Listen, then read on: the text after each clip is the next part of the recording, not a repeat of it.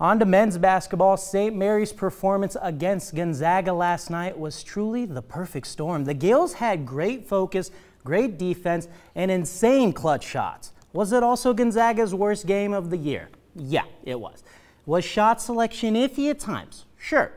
Were they not aggressive enough? Correctamundo.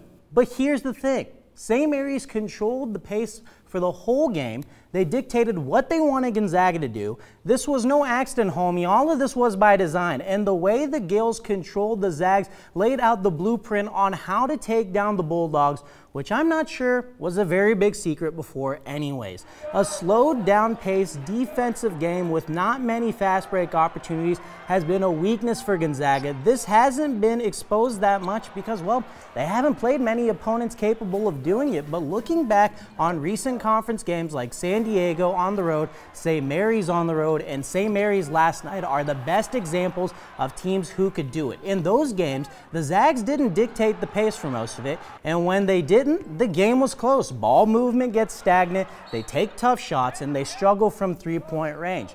The games they were able to win, they went on runs where they were able to flip the pace in crucial moments of the second half. But that didn't happen last night when they faced a team who could put together a complete game for 40 minutes with that kind of defense.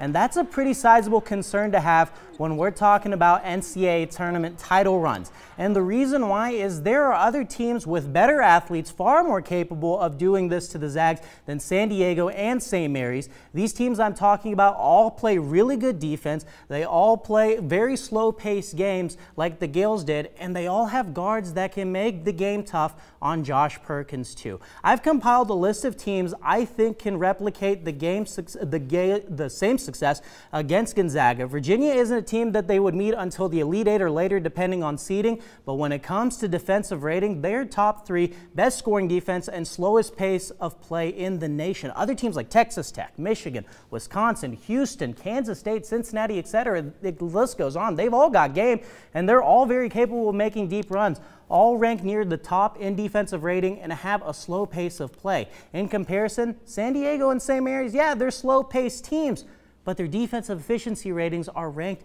in the 100s. I just think there's more here than, oh, Gonzaga played one bad game. No, they haven't looked their best when the game gets slowed down and it gets physical. There are a lot of teams that can repeat this success against Gonzaga, and the Bulldogs have to find a way to really get ready for this, because if they're going to make a deep run in this tournament, they're going to have to face at least one, if not a couple of those teams along the way, all depending on seeding in the tournament.